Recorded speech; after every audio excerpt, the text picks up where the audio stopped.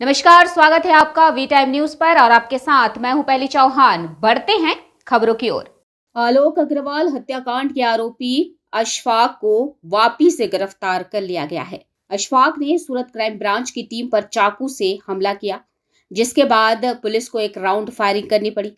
Firing में अशफाक के पैर में गोली लगी। प्राथमिक उपचार के बाद क्राइम ब्रांच की टीम अशफाक को सूरत ले आई।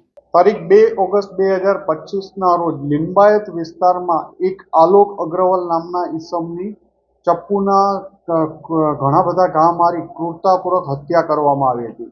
આ બાબતે Surat crime branch, local police, Limbayat police, zone two સાહેબના એલસીબી વગેરે દ્વારા આ કેસને ગંભીરતાપૂર્વક તપાસ કરી રહ્યામાં આવ્યો હતો।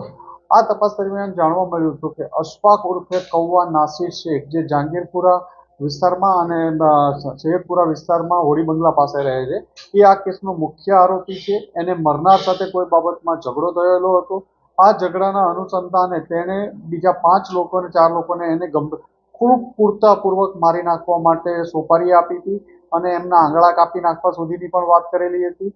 આ તપાસ દરમિયાન અન્ય 5 આરોપીઓ અબરાર ઉર્ફે લસ્સી મોહમ્મદ શેખ, હરપક સિંહ, ભગવાન સ્વાય, રમજાન પાડો અને અફસર ઉર્ફે બોકાની અગાઉ 5 લોકોની આ કેસમાં ધરપકડ થયેલી હતી।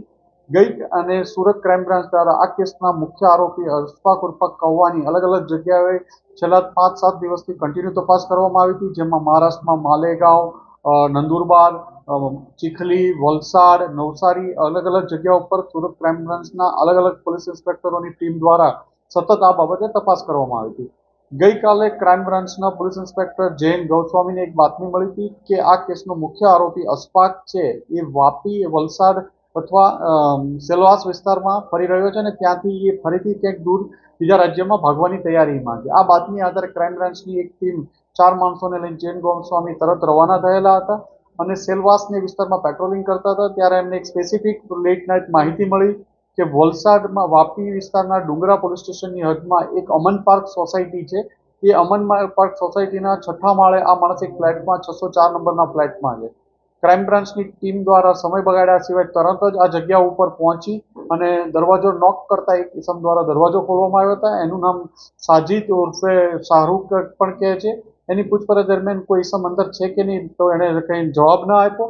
દરમિયાન 2 માણસો એમને પાસે ઊભા રહી અને બીજા પીઆઈ જૈન ગૌસ્વામી અને બીજા માણસો કે જે રૂમ તપાસતા હતા તે એક રૂમનો દરવાજો નોક કરતા અંદરથી અશફાક એક લેડી બહાર આવી અને અંદર જતા અશફાક હાજર હતો। અશફાકે ચપ્પુથી પોલીસ ઇન્સ્પેક્ટર જૈન ગૌસ્વામી ઉપર હુમલો કરવાનો પ્રયત્ન કરતા પોલીસ ઇન્સ્પેક્ટર જૈન ગૌસ્વામી દ્વારા ફાયરિંગ કરવામાં આવ્યું હતું, જેમાં એના પગના ભાગમાં, નીચેના ભાગમાં ઈજા થયેલી હતી। પોલીસ દ્વારા તુરંત જ 108ને બોલાવવામાં આવી અને એ સાથે 108ને આવતા એ પહેલાં જ પોલીસની ટીમ દ્વારા એને હોસ્પિટલ લઈ જવામાં આવ્યો હતો। ત્યાં એને ગંભીર ઈજાઓ પણ થયેલી છે અને તેને એક્સરે વગેરે દ્વારા ડિસ્ચાર્જ કરાવીને આજ ક્રાઇમ બ્રાન્ચ ખાતે લાવવામાં આવ્યા છે અને આગળ વધુ તપાસ માટે એને લિંબાયત पुलिस स्टेशन सौंपने की कार्यवाही કરવામાં આવે।